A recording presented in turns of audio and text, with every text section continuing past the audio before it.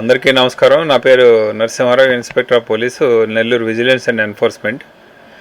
ఈరోజు మాకు రాబడిన సమాచారం మేరకి నేను and Vishnurao sir, DCTO sir and మా ఆఫీసర్స్ అందరూ కూడా కలిసి Shri Ambika mobiles and JE Ambika mobile and JP mobile షాపుల్ని తనిఖీ చేయడం జరిగింది. ఈ తనిఖీలో భాగంగా షాపుల్లో కొన్ని షాపుల్లో యాపిల్ ఫోన్కి సంబంధించినటువంటి యాక్సెసరీస్ ఉన్నాయి.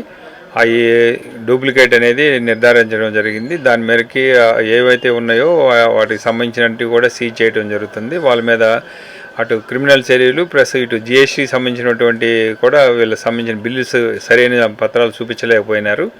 దానికి సంబంధించి వాటి అన్నిటి మీద కూడా యాక్షన్ తీసుకోబడుతుందని తెలియజేస్తున్నాం.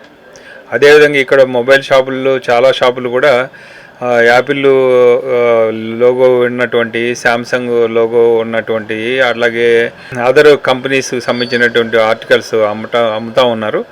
అవన్నీ కూడా వీళ్ళు అమ్మకూడదు. ఓన్లీ ఎక్కడైతే మెయిన్ షాప్స్ ఉంటాయో ఆ కంపెనీ షాప్లోనే సేల్ చేయాల్సి ఉంటుంది. కానీ వీళ్ళు డూప్లికేట్ తీసుకొచ్చి ఒరిజినల్ కింద ఇక్కడ సేల్ చేస్తున్నారు. కాబట్టి అందరికీ కూడా తెలియజేసేది ఏంటంటే ఎట్టి పరిస్థితుల్లో అలాంటి ఎవరైతే షాపుల్లో అమ్ముతున్నారో ఆ ఇన్ఫర్మేషన్ మాకు కనుక తెలియజేస్తే ఇమీడియట్లీ వాళ్ళ మీద యాక్షన్ తీసుకోబడుతుందని తెలియజేస్తున్నాం.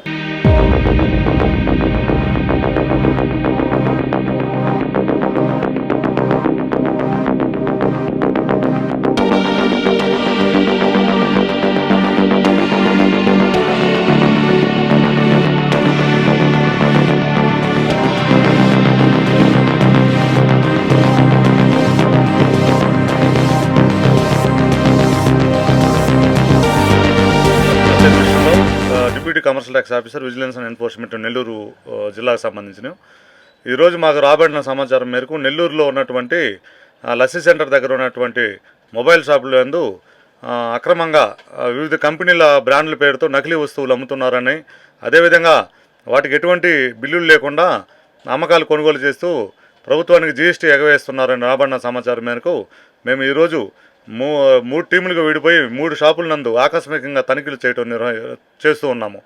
ఈ తనిఖీల్లో మేము ఏదైతే మాకు వచ్చిన ఇన్ఫర్మేషన్ అది నిజమని తేలింది. కావున బిల్లులు, ఈ నకిలీ వస్తువులకు సంబంధించిన వాటిని మొత్తం కూడా మేము వెరిఫై చేస్తున్నాము.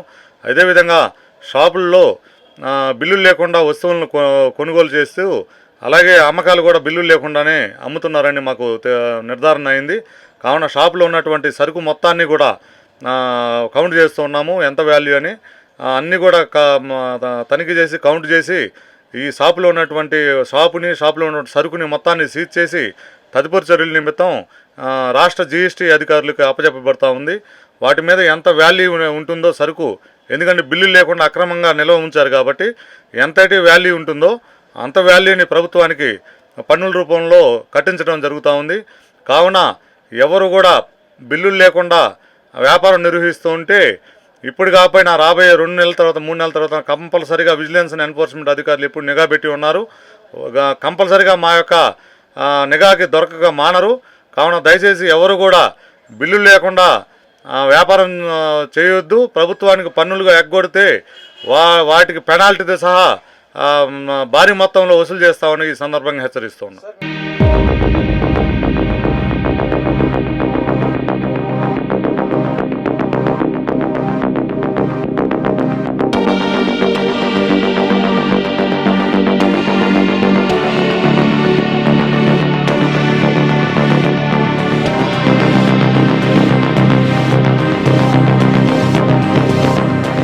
సార్, నా పేరు అర్జున్ సార్.